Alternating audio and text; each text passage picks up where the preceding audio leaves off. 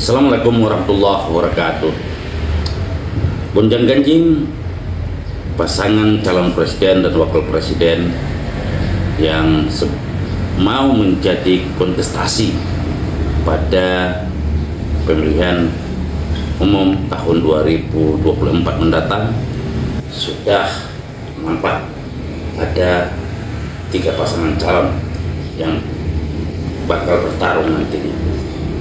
Pertama, yang daftar pertama adalah Mas Anies dan Caimin, Mas Ganjar dengan Pak Mahfud MD, dan juga besar peluang setelah Golkar hari ini siang ini mengumumkan calon wakil presiden Pak Prabowo itu adalah Gibran. Itu berarti ada 3 pasangan calon, yaitu Mas Anies, pasangan calon Mas Anies, pasangan calon Mas Ganjar, pasangan calon Pak Prabowo. Itu 3 pasangan yang akan bertarung nantinya. Melihat kondisi sekarang, saya menilai sesungguhnya calon-calon ini adalah anak-anak bangsa kita, tetapi mungkin rakyat Indonesia sudah bisa menilai siapa yang sesungguhnya memikirkan bangsa dan negara ini, dan tidak hanya memikirkan tentang kelompok dan keluarga serta teman-temannya saja, tetapi betul-betul memikirkan bangsa dan negara ini. Dari sisi gestur tubuh sudah kita lihat, dari sisi intelektualitas sudah kita lihat bersama, boleh kita tonton bersama siapa yang pantas menjadi pemimpin kita 5 tahun mendatang. Maka dari itu, kalau saya secara pribadi, ya, saya Adnan Bung Lubis, sarjana hukum yang tinggal di Kota Padang Sidimpo, Sumatera Utara, yang pas menjadi pemimpin ke depan, yang betul-betul menjadi patron patsum kita, yang menjadi contoh kita.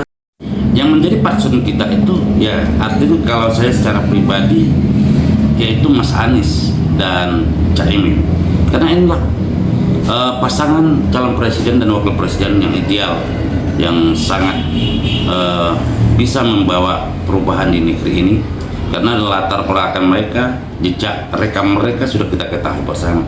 Apalagi Mas Anies itu adalah orangnya selain intelektual juga etika politik itu sangat-sangat santun, dan cara penyampaiannya sangat juga santun. Dan kalaulah ada orang-orang mengatakan Mas Anies tidak pandai bekerja, itu mungkin dia yang salah kaprah, salah nilai, dan itu tidaklah penganalisaan yang objektif, tetapi ada sifat-sifat tendensius terhadap Mas Anies sendiri.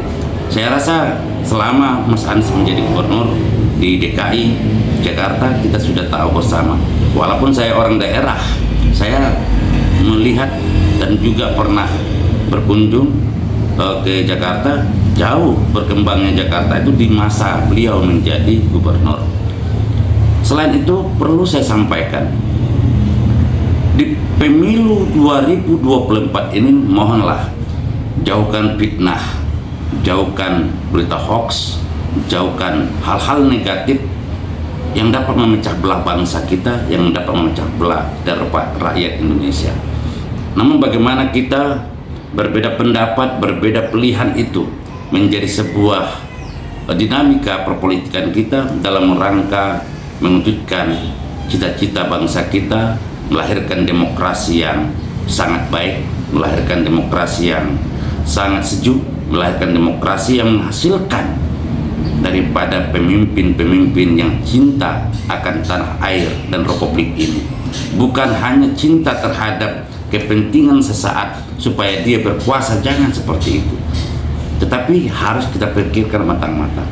Nah, maka ada beberapa bulan yang lewat kita dengar juga bersama bahwasanya Anies itu tidak akan bisa dapat perahu, tidak akan bisa melanggeng mendaftar ke KPU, karena melihat dari bagaimana rekam jejak partai-partai politik pengusungnya akibat adanya perpecahan partai politik koalisi perubahan ketika itu sekarang terbukti. Nah, makanya Mas Anies kemarin saat mendaftar itu sudah menyampaikan mohon maaf kepada orang-orang yang pesimis akan majunya Anies sebagai calon presiden. Artinya apa? Apa yang digambarkan beliau? Yang digambarkan beliau janganlah mau mengukur orang lain. Jangan hanya pandai menilai orang lain sebelum tahu bagaimana kondisi yang sebenarnya. Dalamnya lautan masih bisa diselami, tapi prediksi ataupun nasib seseorang, takdir seseorang tidak dapat diprediksi terkecuali ketentuan Allah SWT.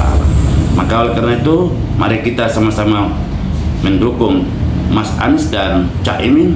Moga di tahun 2024 pada tanggal 14 Februari mendatang menang menjadi presiden dan wakil presiden kita periode 2024-2029. Sekian dan terima kasih. Assalamualaikum warahmatullahi wabarakatuh.